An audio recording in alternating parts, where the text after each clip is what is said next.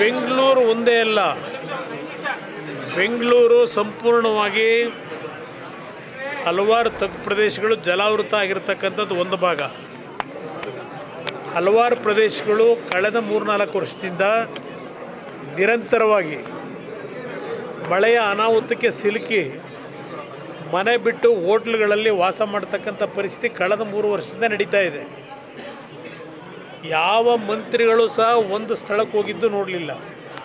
ಅದಷ್ಟೇ ಅಲ್ಲ, ವಿಜಯಪುರ, ಬಾಗಲಕೋಟೆ, ಚಿತ್ರದುರ್ಗ, ಹಾವೇರಿ ಹೀಗೆ ಹಲವಾರು ಪ್ರದೇಶದಲ್ಲಿ ರೈತರು ಬೆಳೆದಿರ್ತಕ್ಕಂಥ ಈರುಳ್ಳಿ ಬೆಳೆ ನಾಶ ಆಗಿದೆ, ದ್ರಾಕ್ಷಿ ಬೆಳೆ ನಾಶ, ದಾಳಿಂಬೆ ಬೆಳೆ ನಾಶ, ಮೆಕ್ಕೆಜೋಳ ನಾಶ. ಮುಖ್ಯಮಂತ್ರಿ ಆದಿಯಾಗಿ ಯಾರಿಗೂ ಸಹ ನಾಡಿನ ಜನತೆಯ ಸಂಕಷ್ಟಗಳು ನಗರ ಪ್ರದೇಶ ಇರಲಿ, ಗ್ರಾಮೀಣ ಪ್ರದೇಶ ಇರಲಿ, ಯಾವುದೇ ರೀತಿಯ ಒಂದು ಸಣ್ಣ ಕನಿಷ್ಠ ಕಿಂಚಿತ್ತು ಸಾರ್ವಜನಿಕರಿಗೆ ಆಗ್ತಾ ಇರ್ತಕ್ಕಂಥ ಈ ಒಂದು ಅನಾಹುತದ ಬಗ್ಗೆ ಒಂದು ಸೌಜನ್ಯಕ್ಕೂ ಮಾತಾಡಿದ್ದನ್ನು ನಾನು ಕಾಣಲಿಲ್ಲ.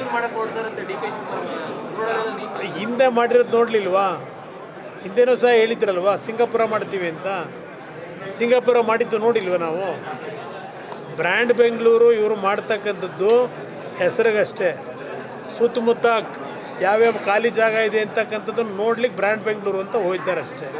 ಅದು ಹೊರತುಪಡಿಸಿದ್ರೆ ಏನಿದೆ? ಇದು ವೆನಿಸ್ ನಗರ. ವೆನಿಸ್ಗೂ ನಾನು ಹಿಂದೆ ಒಂದು ಸಲ ಹೋಗಿದ್ದೇನೆ, ಒಂದು 20 ವರ್ಷದ ಹಿಂದೆ. ವೆನಿಸ್ನಲ್ಲಿ ಎಲ್ಲ ಸಣ್ಣ ಸಣ್ಣ ಅಡಗಿಟ್ಕೊಂಡವ್ರೆ ಮನೆಗಳು ಹೋಗೋಕ್ಕೆ. ಹಾಗೆ ಬಹುಶಃ ಕರ್ನಾಟಕದಲ್ಲಿ ಬೆಂಗಳೂರು ನಗರವು ವೆನಿಸ್ ನಗರವನ್ನು ಇವತ್ತು ನಮಗೆ ಜ್ಞಾಪಕಕ್ಕೆ ತರತಕ್ಕಂಥ ಒಂದು ಪರಿಸ್ಥಿತಿ ಈ ಸರ್ಕಾರದಲ್ಲಿ ಕಾಣ್ತಾ ಇದೆ.